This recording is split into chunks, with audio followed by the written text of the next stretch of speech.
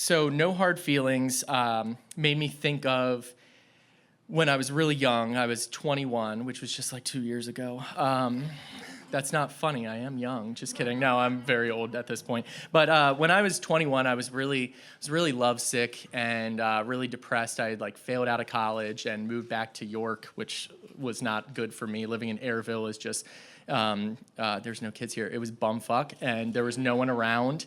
And I had only been in like 2 relationships ever, so I really didn't explore anything until I was of that adult age. But in that time, I had a friend who went to Pitt, and so I visited Pittsburgh, and I felt completely different when I was out there. I loved my time in Pittsburgh. I loved my time with one of my best friends, Ryan, and I had met one of his roommates, and she was awesome. I mean, the girls I had dated were from York, so yeah, I mean, come on. Just kidding. No, but they were from like rural York County, so they hadn't explored much of the world. We were all young. I hadn't explored much of the world, so no fault to them. But I met this girl who was she was liberal, and she was a feminist, and that's the first time I think I had met someone like that. And it seemed like she had liked me, and she did like me, and I liked her, and she was so cool. We just hit it off so well, and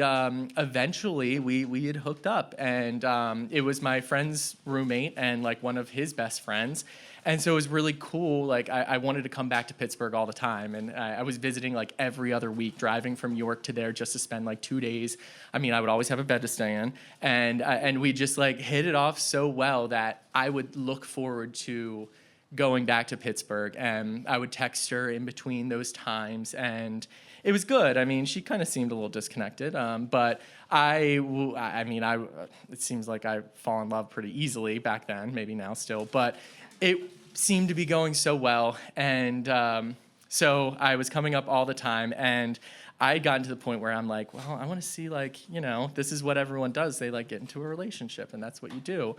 And I come up for this time, and I'm just like so enthusiastic because I've been thinking about this so much.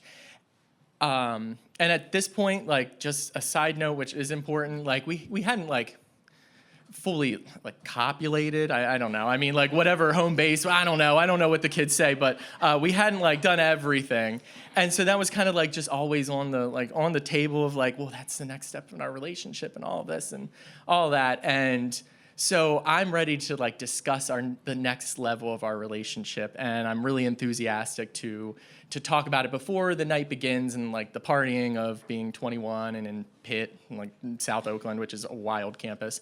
And I start this conversation, and I'm just like, hey, what are your thoughts about it? And I'm like super shy and still am, so it probably came off really bad. But she said, well, I don't really think about you when you're not here. That's not funny. That's terrifying. That is the worst thing that anyone could hear when you've been falling in love with this girl. And so my mind is just like spiraling and like, oh my gosh, I made this whole life in my mind about us. And obviously that wasn't going to come true. And like, obviously the night progresses, and we've been in this habit of just like, we would hang out and all that stuff, and then we'd like, hook up. And that night came, and for some reason, I don't know if it like she felt more courage because of I had said these things or whatever, but she had the interest in fully copulating. I mean, like reaching home and all that stuff, and I was like, sure, why not? I'm depressed, I'm feeling down and all that, but I wasn't able to.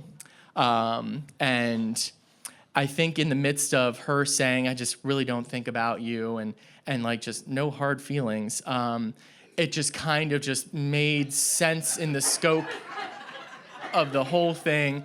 And I was just so defeated. I was mortified. I was a 21-year-old having erectile dysfunction. I mean, my God. And in that time, this beautiful relationship that we had, I had said, oh, when you're studying abroad, I'm going to move to Pittsburgh and I'll sublet your room. And that was such a okay thing to do. And then now all of a sudden, I've made a commitment to sublet in this girl's room. So for the next 3 months, after like a month or two of figuring out my stuff in York, I had to sleep in that same bed every single night for 3 months thinking about that. We're still friends now. She's awesome. She's still great. And maybe one day she'll fall in love with me, but that won't happen. But it just really just a full circle in so many different ways I think about all the time. But yeah.